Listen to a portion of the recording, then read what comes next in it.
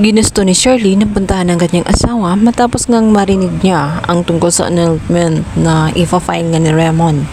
Ngunit mabibigo siya lalo at lalo siyang mabibigyan ng rason kung bakit kailangan na nga niyang tuluyang iwanan ng kanyang asawa sapagkat masasaksihan na nga niya ang masakit na katotohanan kung saan matatagpuan nga ni Shirley ang kanyang asawa sa higaan nga nitong si Divina. Nanginginig sa galit itong si Shirley at hindi na nga siya nakapagpigil pa.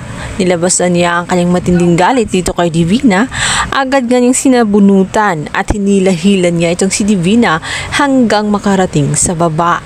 Inis na inis siya. Talagang kinapala na ni Divina ang kanyang mukha dahil siya na talaga ang nag-initiative at talagang kukunin na nga ni Divina ang kanyang asawa. At nagising naman itong si Raymond at instead na mag-apology nga sa kanyang asawa sa kanyang ginawa, ay pinagtanggol pa niya at biniblame pa ngayon itong si Charlene dahil umano ay nag-give up itong si Charlene, hindi umano mangyayari ang bagay na iyon kung hindi siya sumuko. Agad namang pinaliwanag ni Charlene ang kanyang side na hindi totoo ang kanyang mga pinagsasabi. Ang mali sa kanya ay naniniwala siya at nagpapalason siya dito nga kay Divina instead na maniwala sa kanyang asawa. Umalis lamang umano itong si Charlene para magpakalma at makapag-isip ng matiwasay. Ngunit ngayon sa kanyang nakikita ay wala nang saysay ang lahat para buuin ang nawasak na pamilya.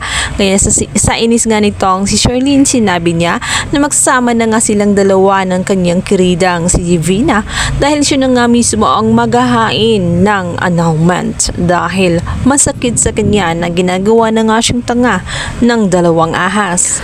Tuloy na ngang maghiwalay ang dalawa. Hindi na kayang sukmurain ni Charlene at hindi niya kaya na maging tanga-tangahan na sasaktan siya ng gusto.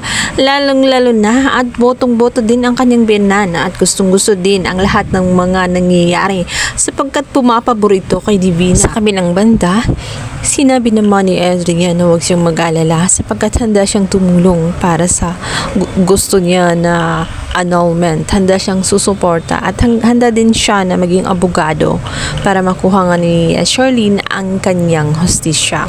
Hindi pababayaan ni Adrian itong si Charlene, lalong-lalo na at nakita ni Adrian kung paano siya itrato ng pamilya ni Raymond at maging itong si Raymond.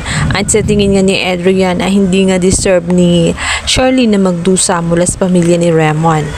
Oras na nga kaya na magtatapat na ng tuluyan itong si Adrian at tutuluyan na nang yayain itong si Charlene. Dahil ngayong wala na nga itong si Raymond at itong si Charlene, dito na nga kaya didiskarte itong si Adrian.